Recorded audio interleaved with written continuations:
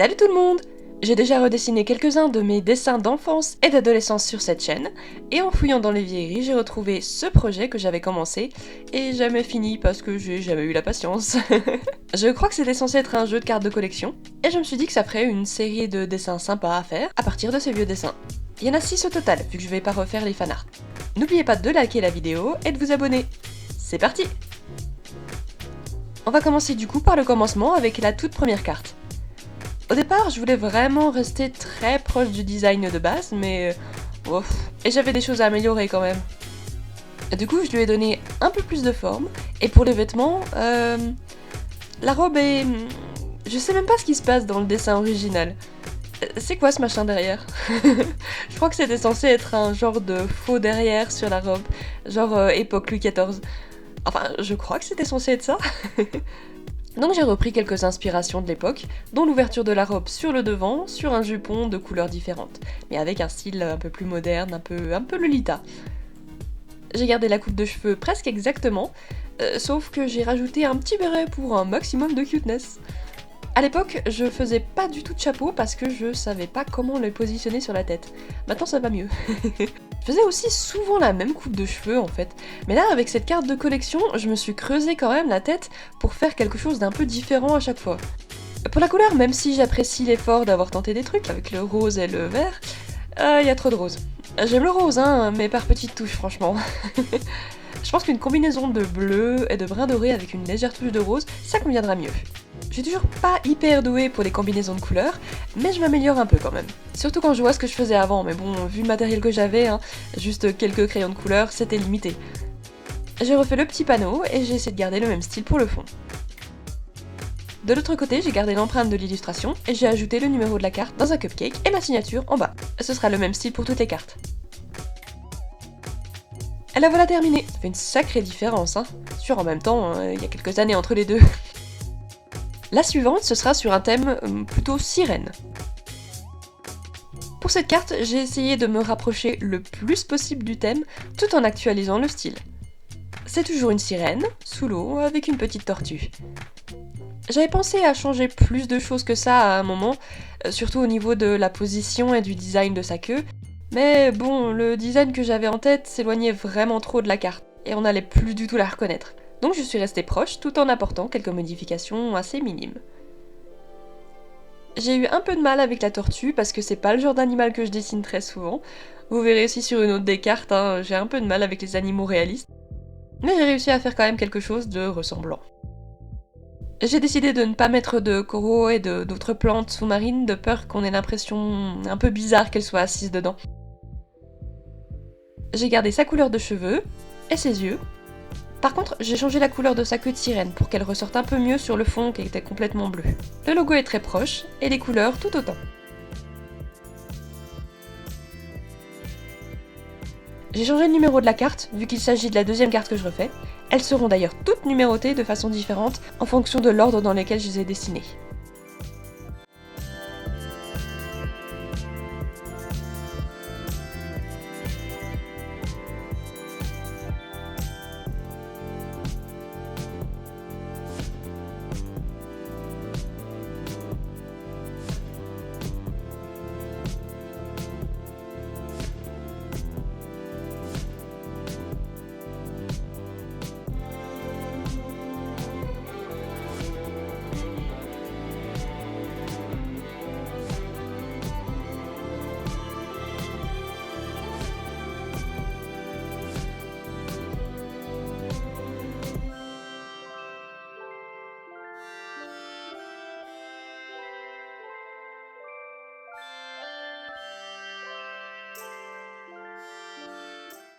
Et voilà, celle-là, elle a pas eu beaucoup de modifications finalement, elle ressemble beaucoup à celle de base.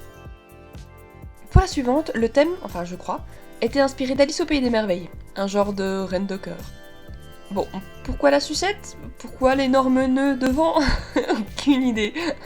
Faudrait demander ça à moi quand j'avais genre 14 ans et que j'ai dessiné ça. Je vais garder la sucette parce que je trouve qu'elle fait partie de l'identité de la carte, mais la robe, je crois qu'on peut faire mieux quand même. Hein. On est proche de la première robe finalement, hein, un machin rose sans forme. J'étais pas hyper inspirée à l'époque pour les vêtements, contrairement à aujourd'hui où c'est un des trucs que je préfère dessiner. J'ai gardé la mini couronne, la coupe de cheveux et l'idée du fond. Parce que même si c'est pas hyper beau, l'idée est pas si mal que ça quand même. C'est juste cette robe vraiment, je sais pas ce que c'est. J'ai donc opté pour quelque chose d'un peu plus mignon. Des petites franges un peu partout et j'ai quand même gardé un petit nœud que j'ai ajouté à la robe pour rendre hommage à son design bizarre précédent. Pour les couleurs, j'ai aussi tenté de coller le plus possible au design de base, tout en attendrissant un peu ça parce que le rouge était un brin agressif à mon goût. Bon, je faisais avec les crayons de couleur que j'avais, hein, donc c'est forcément... c'est pas évident. Le logo était pas hyper lisible, donc je l'ai retravaillé un peu, mais l'idée reste quand même la même. Je lui ai aussi ajouté des petits cœurs dans les yeux pour rappeler le thème.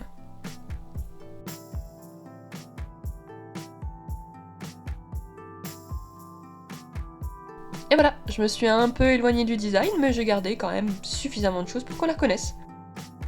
Pour la suivante, je crois que l'idée c'était de créer un personnage sur le thème des jeux type cartes, dames, ce genre de choses.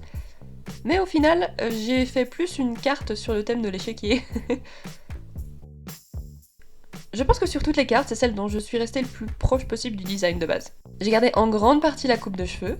Je crois que le dessin, à la base, elle était censée avoir une coupe un peu comme la carte des fleurs de Sakura, avec deux espèces de gros rouleaux de chaque côté. J'ai préféré lui faire une très grosse queue de cheval. J'ai gardé l'idée des deux pièces d'échiquier, j'ai juste remplacé la tour par un cavalier que je trouvais plus intéressant visuellement, et j'ai échangé les pièces de main. Pour la robe, je suis restée sur quelque chose de très proche parce que contrairement aux autres, au moins ce vêtement-là, il était relativement cohérent. J'ai juste modifié un tout petit peu le haut pour rendre la robe un peu plus intéressante, et puis je lui ai donné un petit pendentif en forme de pied. J'ai pas touché aux couleurs non plus, et puis le fond, c'est la même idée, sauf que j'ai incliné l'échiquier pour rendre le tout plus dynamique. Pour le logo, j'aimais bien la typo que j'avais utilisée, c'était pas trop vilain pour une fois, surtout à l'époque, parce que j'en faisais pas beaucoup. Donc j'ai repris ça, et j'ai ajouté un petit pic pour évoquer l'aspect jeu et pour rappeler son collier.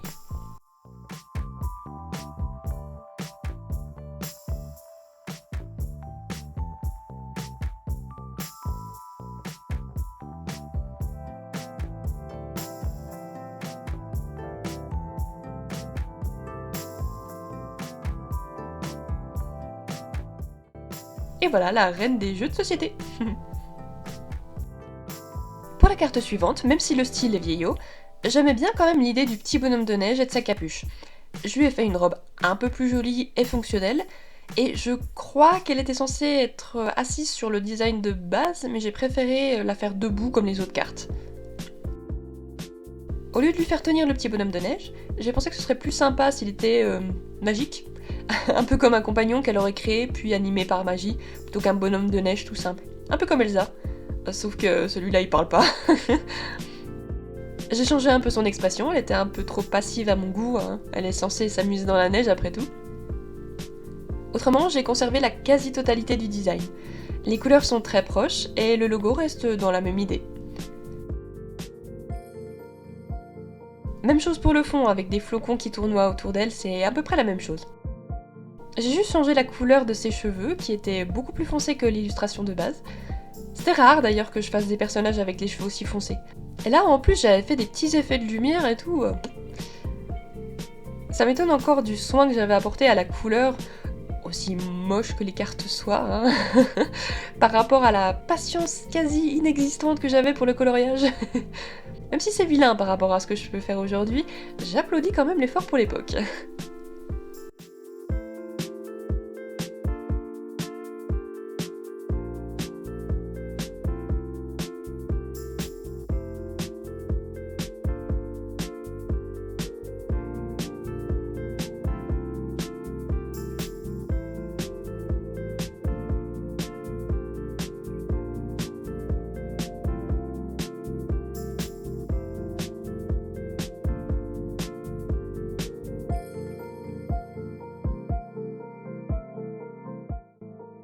Et voilà la fillette sous la neige. Je la trouve ravissante. Et enfin, et non des moindres, le chaperon rouge. J'ai changé un peu sa position. Je crois qu'elle était censée être perdue dans la forêt sur le dessin original. J'ai voulu intégrer des choses qui sont quand même importantes dans l'histoire, le petit panier bien sûr, mais j'avais aussi envie d'ajouter un loup. Alors, le premier que j'ai dessiné est moche, hein, faites pas gaffe. C'est ce qui se passe quand on dessine un animal qu'on n'a vraiment pas l'habitude de dessiner sans utiliser de référence. Rassurez-vous, j'en ai fait un de face après qui est bien plus beau. Quand je vois le fond que j'avais fait sur le dessin de base, je me dis que j'avais quand même tenté des trucs, hein. C'est complètement différent de ce que je fais d'habitude. Déjà parce que, plus jeune, je dessinais pas ou très peu de fond. Ça a pas beaucoup changé, mais bon... Mais aussi parce que c'est un fond un peu abstrait, on devine tout juste la forme des arbres, et j'ai jamais refait ça dans mes dessins après. J'avais dû trouver l'inspiration sur quelque chose, je pense. C'est dommage que j'en ai pas fait davantage de cartes. Si je me souviens bien, j'avais prévu d'en faire plein. J'avais commencé le thème des contes, mais j'ai jamais eu le courage d'en faire plus. Ce qui n'a rien d'étonnant d'ailleurs. En fait, ce qui est étonnant, c'est que j'ai réussi à en faire autant. Me connaissant, c'est très surprenant. J'ai tenu un projet aussi longtemps. Encore maintenant, hein, j'ai du mal à faire des projets qui soient trop longs. Il faut que ce soit fini assez rapidement. Mais quand j'étais jeune, c'était encore bien pire. Il fallait que ce soit fini dans la journée. Enfin bref, pour les couleurs, j'ai voulu rester un peu dans les mêmes gammes, de rouge, marron, avec une petite touche de vert.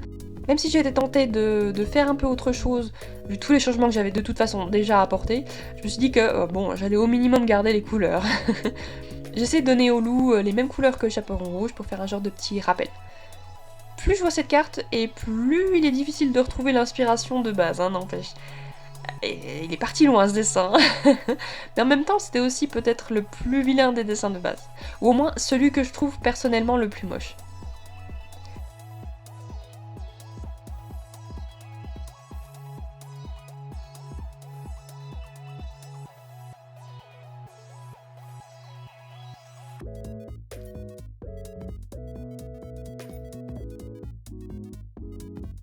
Et voilà le chaperon rouge terminé.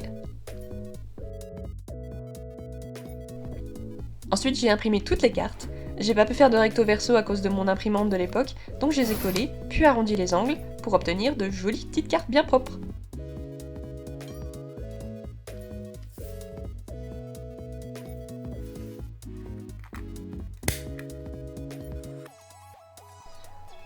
Ce serait cool de pouvoir proposer un pack de cartes à collectionner pour la boutique, mais j'ai peur que ça coûte trop cher à faire fabriquer.